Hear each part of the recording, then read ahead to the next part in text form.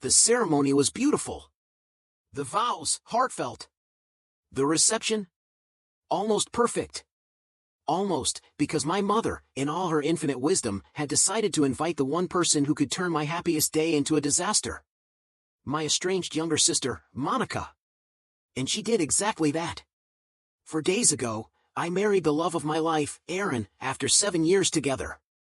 Every detail had been planned to perfection, except for the part where Monica had to be thrown out, courtesy of my husband. She had grabbed the microphone, delivered a speech dripping with venom, and left chaos in her wake. And now? My mother was furious, not at Monica, but at Aaron. Let's rewind. Monica and I hadn't exchanged a word in 4 years, ever since a Thanksgiving dinner exploded into a family-wide scandal. That night, she spent the entire evening making eyes at Aaron, flashing coy smiles, touching his arm just a little too often. I noticed but brushed it off, unwilling to turn my parents' holiday into a battlefield. Then, after dinner, Aaron pulled me aside, his face taut with unease. "She won't stop," he whispered.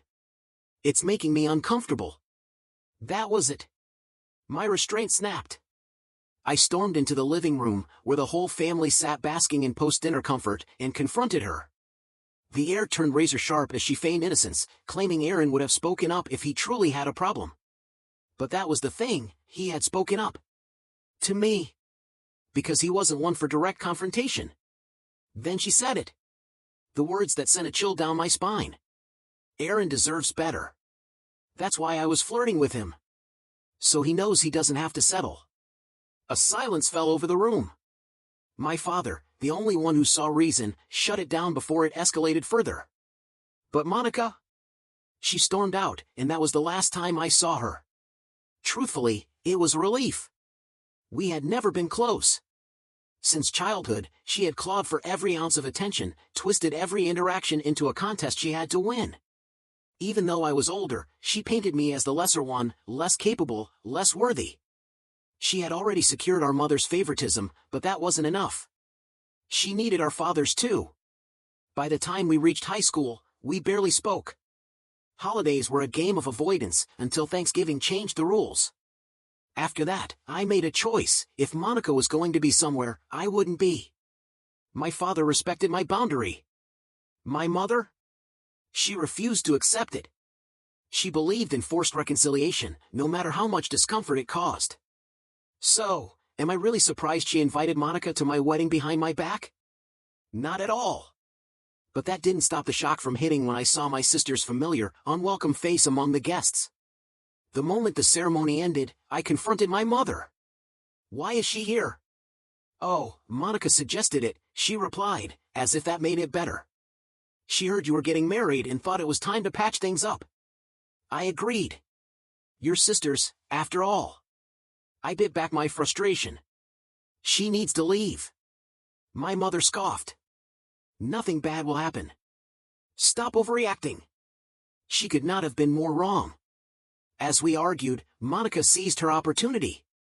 She took the microphone, glass in hand, and smiled sweetly at the crowd. "A toast," she announced. "To the bride and groom." A chill crawled up my spine. She wasn't about to say anything kind. It started innocent enough, formal pleasantries, an obligatory well-wish. But then, she twisted the knife. "Let me tell you all a story," she began, her voice honeyed with malice. I knew what was coming before she even said it. High school. Sophomore year for her, senior year for me. A guy named Chris, handsome, popular, the boy everyone had a crush on. But he was my friend. Nothing more, nothing less. We had known each other since middle school, before he moved away and returned looking like someone off a magazine cover. Monica had wanted him. And she hated that he spent time with me. So she did what she did best, schemed. She spread a rumor that Chris and I were secretly dating, that I had been bragging about it at home.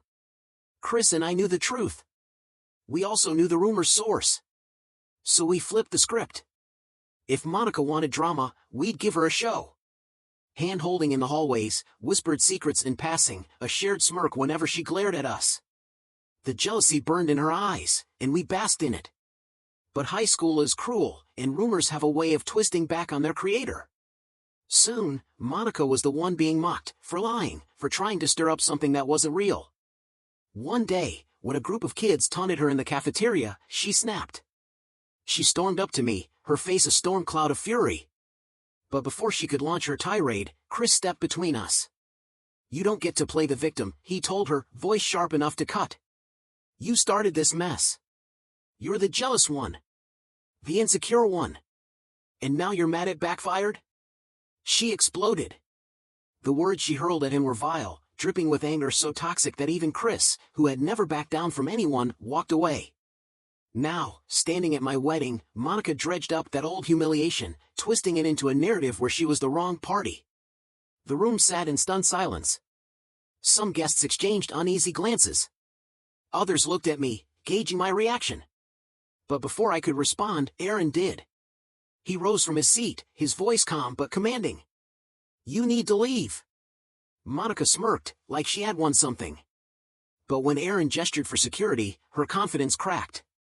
2 staff members approached, and she had no choice but to set down the mic and storm out, just like she had 4 years ago. And my mother?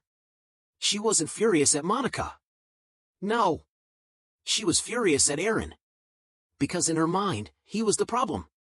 The wedding was nearly perfect, until my mother and my estranged sister shattered that illusion.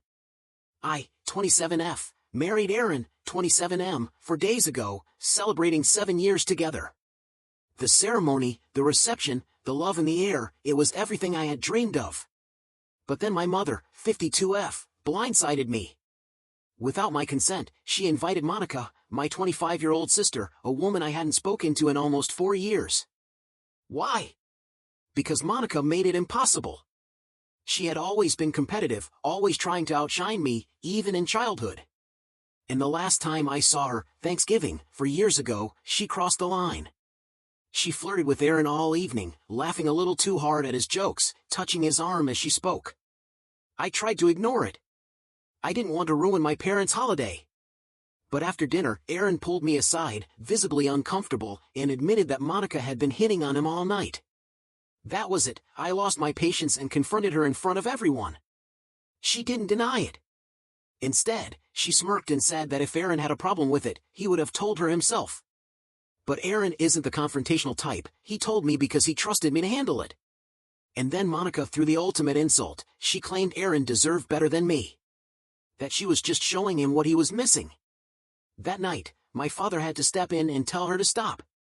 She stormed out, furious, and we hadn't spoken since. It was a relief, honestly. Monica and I were never close. As kids, she always needed to prove she was smarter, more talented, more likable. She was already our mother's favorite, but she wanted our father's admiration too. And when he treated us equally, she resented me for it. By high school, we barely spoke, and after that Thanksgiving disaster, I decided I wasn't attending any events where she was present. My father respected that boundary. My mother never did. So when Monica walked into my wedding, I knew exactly who was responsible. I found my mother and demanded an explanation. She brushed me off. Monica wanted to be here, she said, as if that excused anything. She thought it would be a chance for you two to make amends. I told her it was a terrible idea. I wanted Monica gone. My mother insisted it would be fine. She was wrong. After the ceremony, Monica grabbed the microphone. I froze, my stomach twisting, because I knew this wouldn't be a simple toast. At first, it sounded normal enough. She raised her glass, congratulating the happy couple. But then her tone shifted. She launched into a story from high school, one I hadn't thought about in years, one she had clearly never let go of. It was about Chris, a guy from my senior year. He was the classic heartthrob, the one every girl had a crush on.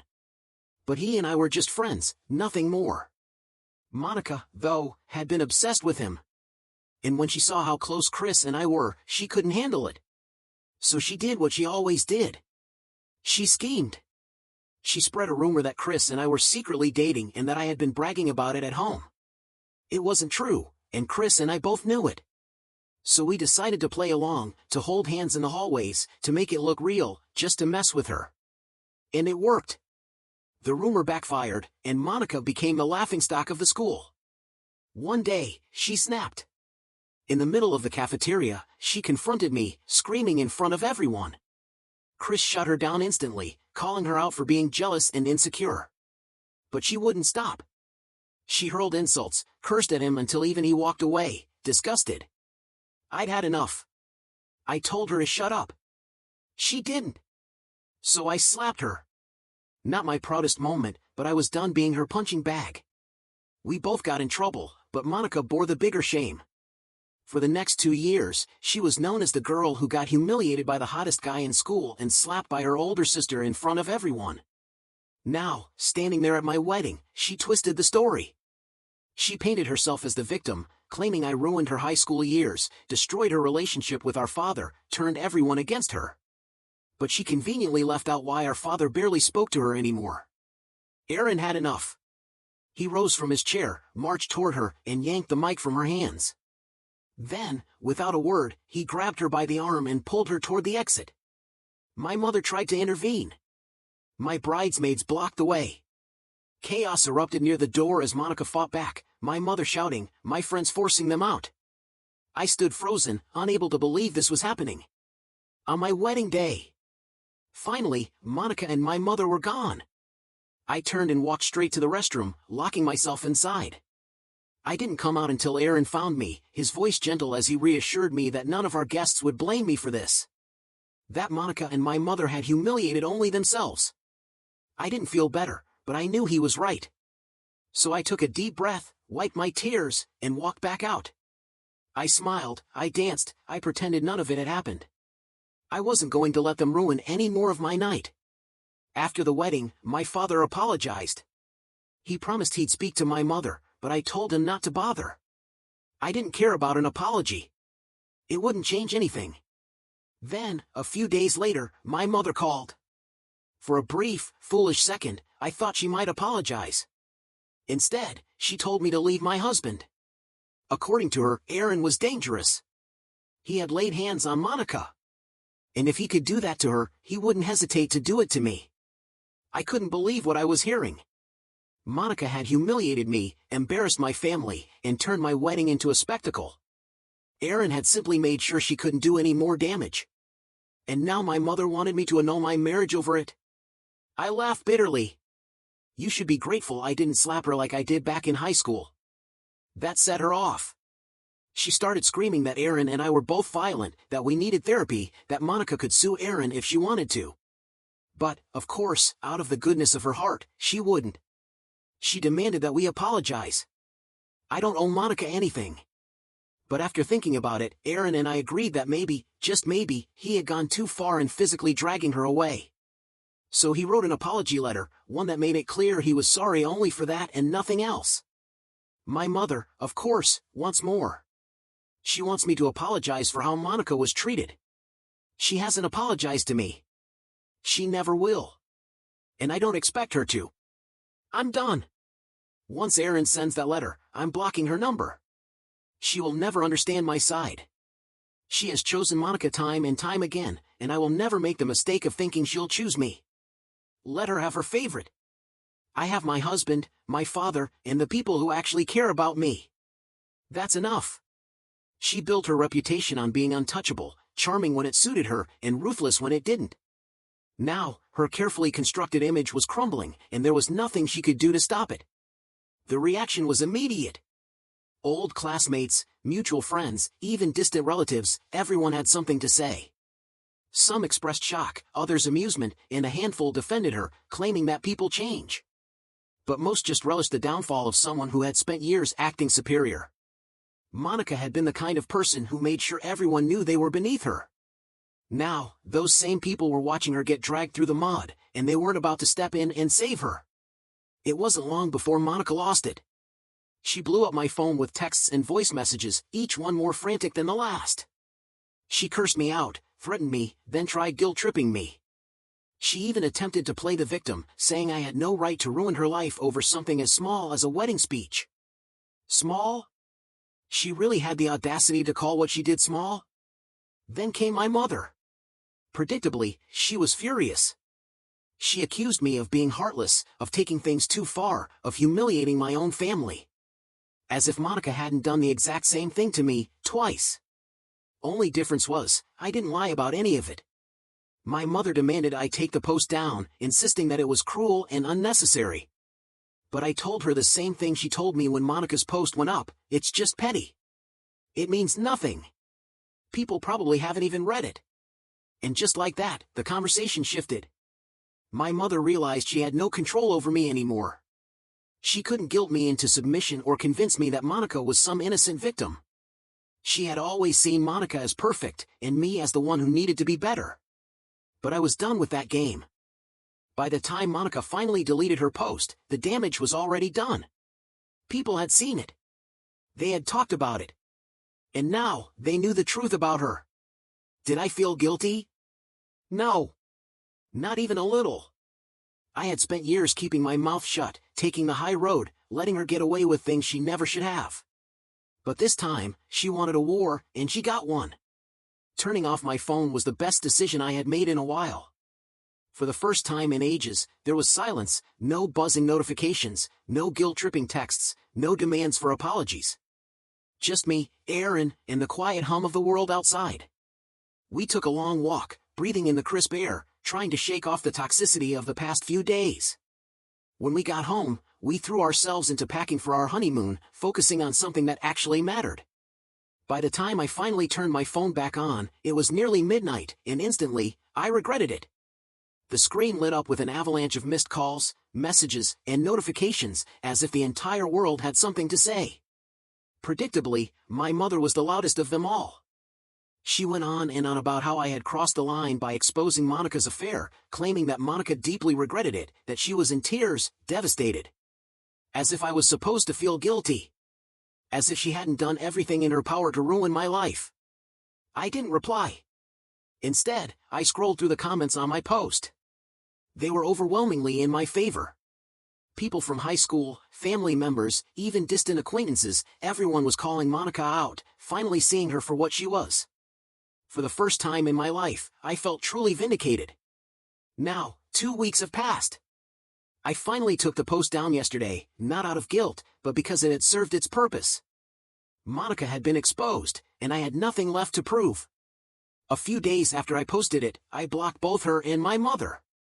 I didn't want them anywhere near my life, not even in the digital sense.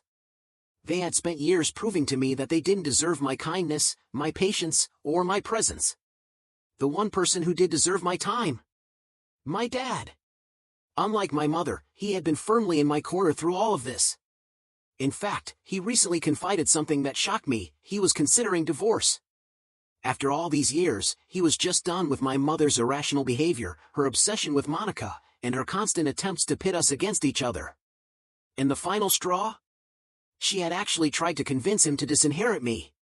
She wanted every cent, every piece of property, everything to go to Monica as punishment for my so-called betrayal. It broke him. He said he had fought for me, hard, but he was exhausted. He wasn't sure he could keep doing this. I didn't tell him what to do. That wasn't my place. But I did tell him this: no matter what choice you make, I support you. If staying makes you happy, then stay. If leaving brings you peace, then leave. You don't owe anyone your misery. That being said, I do hope he considers therapy. Honestly, my whole family needs it. My mother, for her blatant favoritism and toxic obsession with Monica. My sister, for her deep-seated cruelty. And maybe even me, for all the years I spent pretending their treatment didn't hurt me. But for now, I'm on my honeymoon, far away from all of them. And for the first time in a long time, I feel free.